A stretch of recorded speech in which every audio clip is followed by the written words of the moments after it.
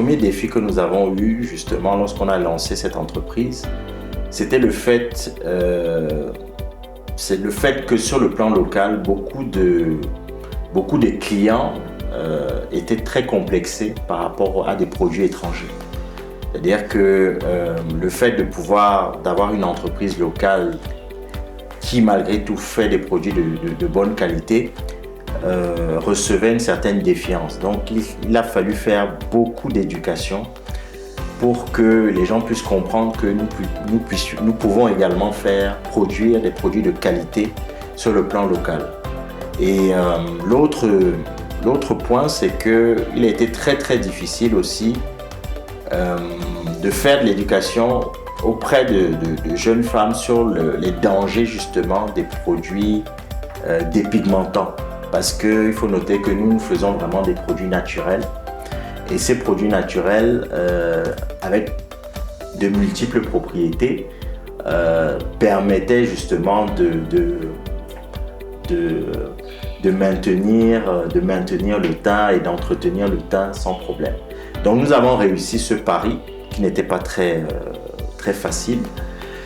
L'autre défi, c'était au niveau du recrutement des ressources humaines. Il est souvent très difficile de trouver les compétences adéquates, les bonnes compétences dans notre environnement. Pourtant, nous avons beaucoup de jeunes. Il y a des jeunes également qui sont bien formés, mais il est arrivé plusieurs fois qu'il faille choisir entre l'honnêteté et la compétence. Il y a des jeunes qui sont très honnêtes, qui sont très travailleurs, mais par moment, vous vous retrouvez avec des collaborateurs qui essaient on va dire de vous doubler, ou bien il y a certains collaborateurs, certains jeunes cherchent du travail, mais arrivés sur le terrain, ils ne sont pas assez actifs. Et c'est très difficile souvent de trouver les bons collaborateurs. Et lorsqu'on trouve les bons collaborateurs, il faut tout faire pour les garder.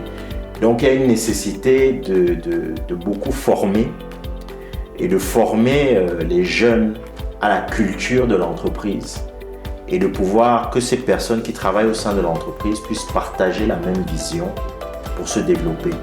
Enfin, d'autres défis, c'est vraiment le développement. Le développement, parce que quand on parle de développement, il y a des nécessités de financement, de pouvoir lever de l'argent pour pouvoir avancer et quitter du stade artisanal au stade industriel, au stade semi-industriel, puis au stade industriel. Ce n'est pas une tâche facile. Vous remarquerez qu'il y a beaucoup de très petites entreprises, beaucoup de PME, on va dire vraiment des TPE qui se débrouillent, qui font des choses bien dans l'agro-industrie, qui font des transformations. Rien qu'hier, j'étais avec des amis, je mangeais des pop-corn. Il y avait des pop-corn particuliers avec une recette particulière et c'était fabriqué localement. C'est des petites choses comme ça qu'on apprécie et que j'apprécie beaucoup. Il y a beaucoup de petites initiatives comme ça qui sont faites, mais il manque encore de l'accompagnement. Et c'est pour ça aussi que des programmes comme ce programme de 1000 jeunes sont des programmes très importants pour notamment guider les jeunes et leur permettre de s'autonomiser et d'être performants sur le marché. La première chose, c'est que l'entrepreneur, lorsqu'il démarre son activité, il faut qu'il ait la tête sur les épaules, il sache de quoi il s'agit. C'est-à-dire que lorsque vous démarrez votre activité, il ne faut pas le faire par mimétisme.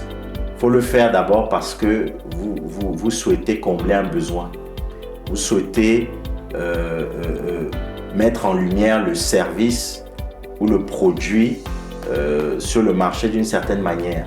Et autour de ça, il y a une vision, il y a une culture d'entreprise. Lorsque vous voulez recruter, concrètement, il y a des sites internet qui permettent de tout simplement mettre en ligne des offres d'emploi. Aujourd'hui, les générations d'aujourd'hui ont beaucoup de chance avec les réseaux sociaux. C'est-à-dire que le fait d'avoir une page Facebook, le fait d'être sur Instagram, le fait d'être sur les plateformes Aujourd'hui, c'est très, très important.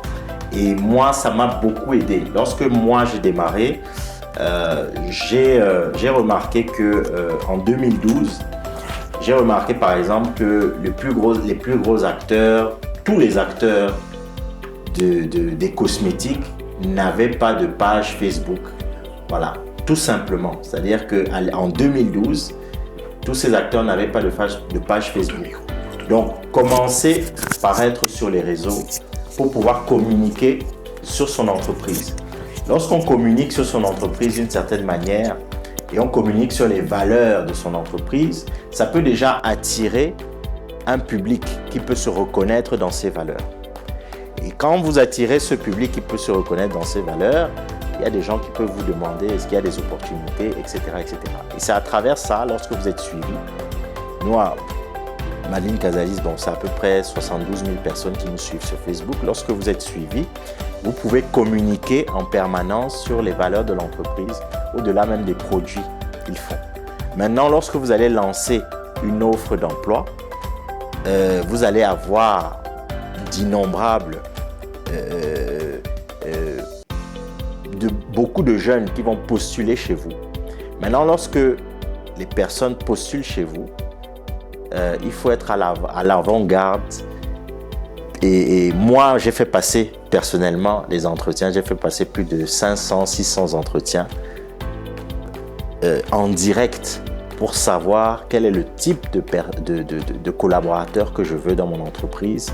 Est-ce que ces collaborateurs cadrent avec les valeurs en question?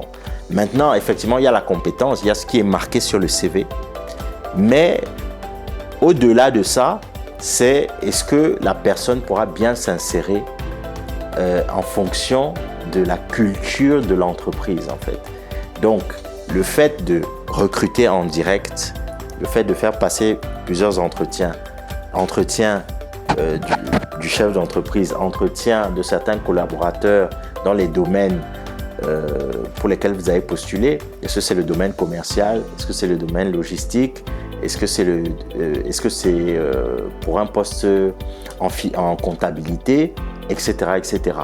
Ça, c'est l'une des choses qui permet de faire, on va dire, d'améliorer son tri, parce que ce n'est qu'au sein de l'entreprise que vous verrez si la personne fit avec la culture d'entreprise. Maintenant,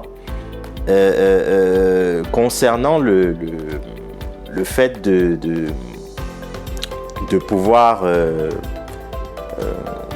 comment dire, le fait de pouvoir, j'ai oublié le deuxième point que j'avais cité. J'ai oublié. Oui, l'éducation du marché.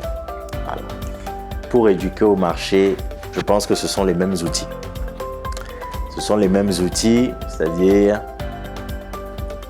la consistance dans la communication de ces valeurs, en fait. C'est-à-dire que lorsque on passe le temps à communiquer sur le fait que nous ne faisons pas, par exemple, des produits décapants, nous ne faisons pas des produits dépigmentants et que nous faisons la promotion du Made in Cameroun et du Made in Africa, ce sont des idées qui résonnent.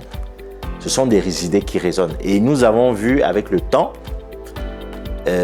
comment les mentalités ont évolué.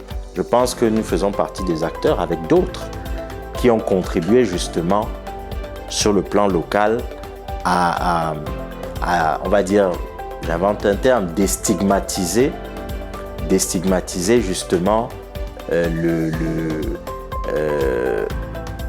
l'idée que ce qui est bien vient forcément de l'Occident. Ce qui est bien ne vient pas forcément de l'Occident. Je donne un exemple, quand Madeline Cazalis venait de démarrer, enfin, on va dire c'était plus 2014 à peu près, j'ai vu un commentaire par exemple sur la page Facebook où il y a quelqu'un qui a dit, enfin il y avait une publicité sur nos produits et il y a quelqu'un qui est venu qui a dit « Ah, de toute façon ça ne sert à rien, pourquoi vous nous faites la promotion des trucs étrangers, de toute façon c'est pas disponible ici, arrêtez de nous parler des choses de l'étranger ». Sans savoir que le produit qu'il était en train de critiquer, c'était un produit local, c'était un produit camerounais. mais il y a ce réflexe de s'auto-flageller alors que nous avons des bonnes choses sur le plan local.